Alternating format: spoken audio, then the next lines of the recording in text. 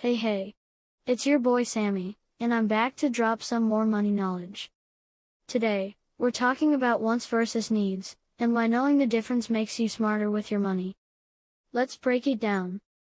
A need is something you gotta have to live, like food, water, clothes, and a place to stay.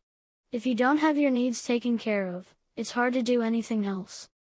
Now a want is something cool or fun, but you don't really need it to survive. That new toy? A want. A giant bag of candy? Definitely a want. The latest sneakers with lights and lasers? Super cool, but still a want. Here's the deal, wants aren't bad, but you gotta take care of your needs first. So next time you get money, ask yourself this: do I need this, or do I just want it? Smart kids learn to pause, think, and spend with purpose. Alright, that's your money tip for today. If you learned something, hit that like button, subscribe to the channel, and tell your friends to come learn with Sammy. And don't forget, you can grab your own copy of Saving Sammy, A Kid's Guide to Financial Literacy on Amazon right now. I'll see you next time, future millionaires.